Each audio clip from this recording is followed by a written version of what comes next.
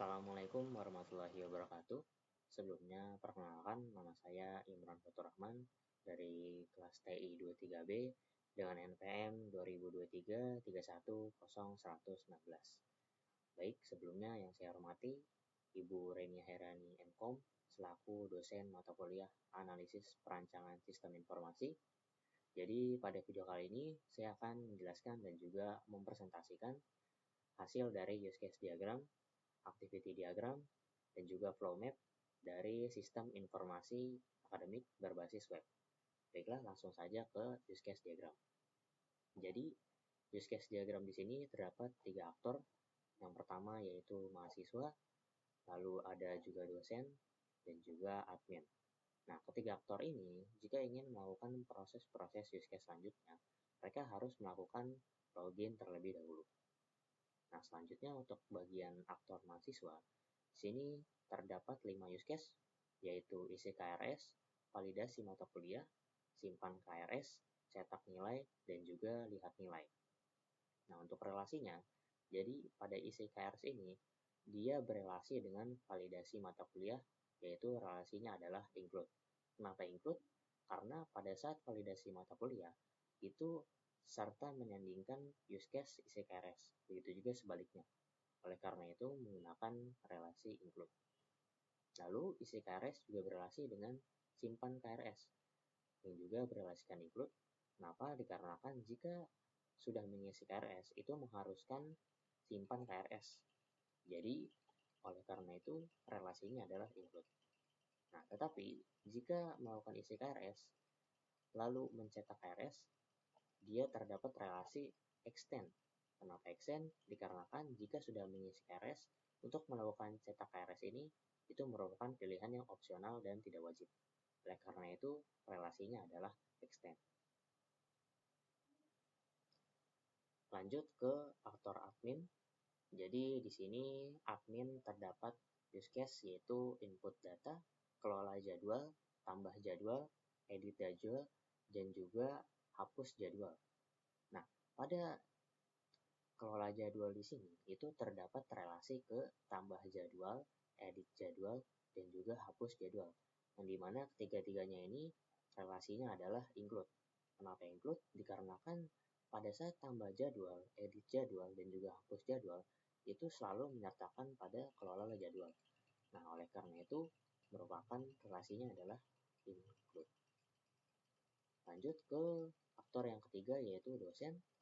Di sini dosen terdapat use case yaitu input nilai, lihat daftar mahasiswa, validasi mahasiswa, dan juga cetak nilai. Nah, untuk relasinya, input nilai di sini berelasi dengan validasi mahasiswa yang berelasikan include. Nah, di mana pada saat input nilai di sini maksudnya adalah itu harus memvalidasi mahasiswa terlebih dahulu baru bisa melakukan input nilai. Oleh karena itu, relasinya adalah include. Lalu input nilai juga berelasi dengan cetak nilai, tetapi relasinya adalah extend dikarenakan cetak nilai ini merupakan proses yang opsional dan tidak wajib dilakukan. Oleh karena itu, relasinya adalah extend. Selanjutnya yaitu activity diagram. Nah, jadi pada activity diagram di sini terdapat 3 aktor juga. Yang pertama ada admin, lalu ada mahasiswa, dan juga dosen. Nah, dari masing-masing aktor ini itu memiliki initial node yang menandakan bahwa ketiga aktor ini mempunyai awalan prosesnya masing-masing. Nah, pertama kita akan mulai dari admin terlebih dahulu. Jadi, admin di sini akan melakukan login. Nah, setelah melakukan login, admin akan menginput data. Nah, data di sini itu bisa seperti data mahasiswa dan juga data dosen. Setelah itu, admin akan bisa melakukan pengelolaan jadwal. Pengelolaan jadwalnya ini seperti tambah jadwal, edit jadwal, dan juga hapus jadwal. Lalu, setelah admin menambah jadwal, maka kita akan masuk ke aktor mahasiswa. Jadi, mahasiswa itu akan melakukan login. Setelah login, mahasiswa akan melakukan isi KRS. Nah, isi KRS itu berasal dari pengelolaan jadwal yang sudah dibuat oleh admin sebelumnya. Nah, jadi ini saling berhubungan antara admin dan juga mahasiswa. Nah, setelah mahasiswa mengisi KRS, maka akan ada proses validasi mata kuliah. Nah, validasi mata kuliah ini akan menyocokkan apakah datanya sudah sama dengan yang dibuat oleh admin. Nah, setelah validasi mata kuliah selesai, maka aktor mahasiswa akan menyimpan KRS. Nah, selanjutnya setelah menyimpan KRS, kita masuk ke aktor dosen. Nah, aktor dosen juga dimulai dengan login. Nah, setelah login, maka dosen bisa melihat daftar mahasiswa. Nah, daftar mahasiswa ini bisa dosen lihat itu bersambung dengan isi KRS dan juga pengelolaan jadwal yang sudah dibuat oleh admin. Nah, jadi jika kedua proses dari admin dan mahasiswa selesai, maka dosen bisa melihat daftar-daftar mahasiswanya. Nah, setelah itu, dosen juga bisa menginput nilai mahasiswa dan juga validasi data mahasiswa. Nah, untuk menginput nilai, dosen itu juga harus perlu memvalidasi data mahasiswanya terlebih dahulu. Apakah data mahasiswanya sudah sesuai atau belum.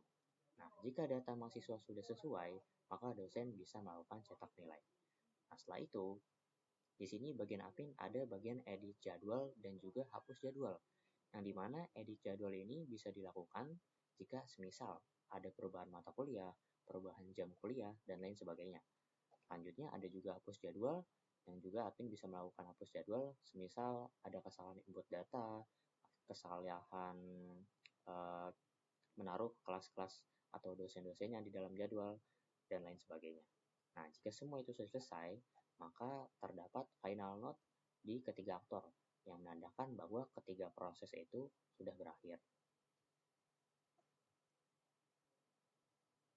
Baik, selanjutnya flow map. Nah, di sini pada flow map juga terdapat 3 aktor. Yang pertama yaitu ada mahasiswa, dosen, dan juga admin. Nah, di dalam flow map ini itu diawali oleh aktor admin, di mana admin itu menyusun dan juga mengelola daftar mata kuliah terlebih dahulu. Di sini menggunakan simbol dokumen input output. Nah, selanjutnya admin akan menetapkan jadwal perkuliahan dosen dan juga mahasiswa. Jadi setelah admin itu menyusun dan juga mengelola daftar mata kuliah, lalu admin menetapkan jadwal perkuliahan dosen dan juga mahasiswa. Di sini juga menggunakan simbol input output dokumen. Nah, setelah itu lanjut ke proses mahasiswa. Jadi setelah admin sudah menetapkan jadwal, maka mahasiswa itu akan memilih mata kuliah yang tersedia, di mana mata kuliahnya itu sudah dibuat oleh admin sebelumnya. Selanjutnya, mahasiswa akan melakukan proses pengisian KRS sesuai dengan mata kuliah yang dipilih. Nah, di sini juga menggunakan simbol dokumen input output. Setelah itu, setelah mahasiswa mengisi KRS, maka lanjut ke proses dosen. Di sini dosen itu bisa melihat dan juga memverifikasi pengajuan KRS yang sudah dibuat oleh mahasiswa. Selanjutnya dari proses dosen di sini langsung ada proses opsi. Proses opsi di sini itu KRS disetujui, iya atau tidak. Nah, jadi jika KRS itu tidak disetujui, maka proses akan kembali ke mahasiswa yaitu mengisi KRS sesuai mata kuliah yang dipilih. Nah, jika proses disetujui atau iya, maka lanjut ke proses mengatur pelaksanaan perkuliahan sesuai jadwal. Setelah itu, pada proses dosen, di sini bisa melihat daftar mahasiswa. Setelah melihat daftar mahasiswa, dosen juga akan bisa menginput kehadiran mahasiswa.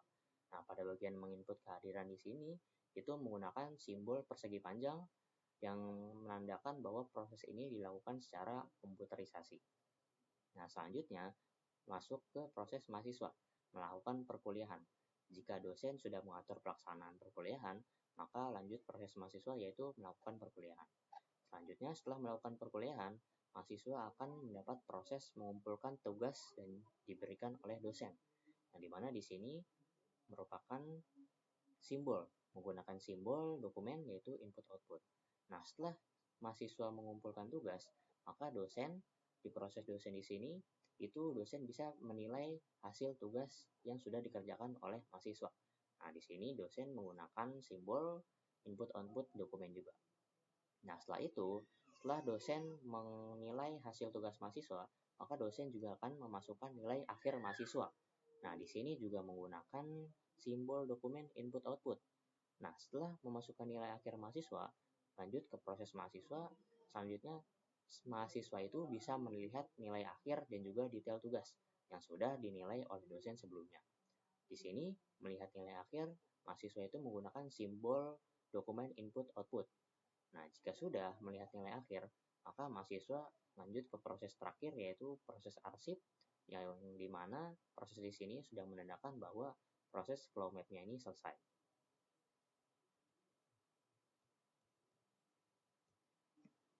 Baik, mungkin sekian video presentasi use case diagram, activity diagram, dan juga flow map dari saya. Bila masih ada salah penyampaian atau salah kata dalam menyampaikan diagram-diagram tadi, mohon dimaafkan. Kurang lebihnya mohon maaf. Wassalamualaikum warahmatullahi wabarakatuh.